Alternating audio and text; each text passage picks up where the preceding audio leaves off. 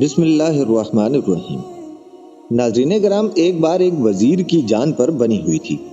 فقیر اس کی بات ہی نہیں سن رہا تھا۔ آخر طویل منت سماجت کے بعد فقیر نے سر اٹھایا اور بولا کہ ہاں بول، کیا کہنا ہے؟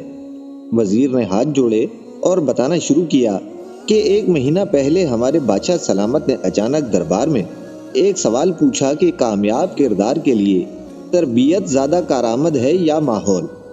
اس سوال پر میرے ایک ہم منصب وزیر نے جھٹ سے کہا کہ عالی جاہ تربیت، جبکہ میں نے عجلت میں کہا کہ جناب ماحول تربیت پر فوقیت رکھتا ہے۔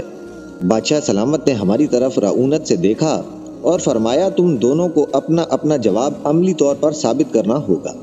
جو ثابت نہ کر سکا اس کا سر قلم کر دیا جائے گا، اور اس کے لیے ہمیں 1 ماہ کی مہلت دی ہے۔ ہم دونوں اپنے جواب کی عملی تعبیر تلاشنے میں لگ گئے۔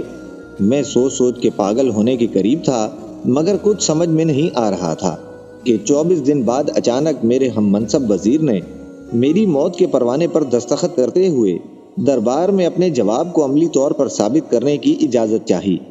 اجازت ملنے پر اس نے دربار میں کھڑے ہو کر تالی بجائی۔ تالی بجتے ہی ایک ایسا منظر سامنے آیا کہ بادشاہ سمیت تمام اہل دربار کی سانسیں سینے میں اٹک گئیں۔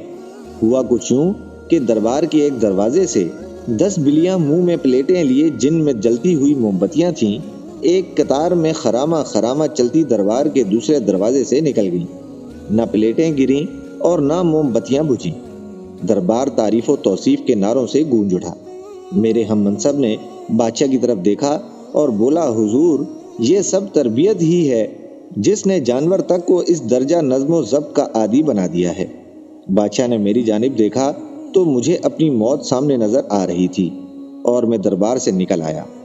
تبھی ایک شخص نے آپ کا نام لیا کہ میرے مسئلے کا حل آپ کے پاس ہی ہو سکتا ہے۔ میں 2 دن کی مسافت کے بعد یہاں پہنچا ہوں۔ بادشاہ کی دی گئی مدت میں سے 4 دن باقی ہیں۔ اب میرا فیصلہ آپ کے ہاتھ میں ہے۔ فقیر نے سر جھکایا اور آہستہ سے بولا، واپس جاؤ اور بادشاہ سے کہو کہ 30ویں دن تم بھرے دربار میں ماحول کی افادیت ثابت کرو گے۔ وزیر نے لاچارگی سے کہا کہ مگر میں تو یہ کبھی نہ کر سکوں گا۔ فقیر نے وزیر کو تسلی دیتے ہوئے کہا کہ تم اس کی فکر نہ کرو، آخری دن میں خود دربار میں آؤں گا۔ وزیر مایوسی اور پریشانی کی حالت میں واپس دربار چلا آیا۔ مقررہ مدت کے آخری دن دربار کھچا کھچ بھرا ہوا تھا۔ وزیر کا دل زور سے دھڑک رہا تھا۔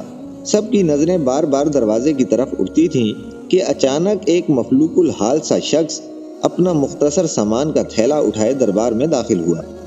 بادشاہ کی طرف دیکھا اور بولا، وقت کم ہے، میں نے واپس جانا ہے۔ اس وزیر سے کہو تربیت کی افادیت کا ثبوت دوبارہ پیش کرے۔ تھوڑی دیر بعد ہی دوسرے وزیر نے تالی بجائی اور دوبارہ وہی منظر پلٹا۔ دربار کے دروازے سے 10 بلیاں اسی کیفیت میں چلتی ہوئی سامنے والے دروازے کی طرف بڑھنے لگیں۔ سارا مجمع سانسیں روک کر یہ منظر دیکھ رہا تھا۔ وزیر نے امید بھری نگاہوں سے فقیر کی طرف دیکھا۔ جب بلیاں عین دربار کے درمیان پہنچیں تو فقیر آگے بڑھا اور ان کے درمیان جا کے اپنا تھیلا الٹ دیا۔ تھیلے میں سے موٹے تازے چوہے نکلے اور دربار میں ادھر ادھر بھاگنے لگے۔ بلیوں کی نظر جیسے ہی چوہوں پر پڑی، انہوں نے منہ کھول دیے۔ پلیٹیں اور موم بتیاں دربار میں بکھر گئیں، جس سے ہر طرف بھگدڑ مچ گئی۔ بلیاں چوہوں کے پیچھے لوگوں کی جھولیوں میں گھسنے لگیں۔ لوگ کرسیوں پر اچھلنے لگے اور دربار کا سارا نظام دھرم بھرم ہو گیا۔ فقیر نے بادشاہ کی طرف دیکھا اور بولا، بادشاہ سلامت، آپ کسی جنس کی جیسی بھی اچھی تربیت کر لیں، اگر اس کے ساتھ اسے اچھا ماحول فراہم نہیں کریں گے تو تربیت کہیں نہ کہیں اپنا اثر کھو دے گی۔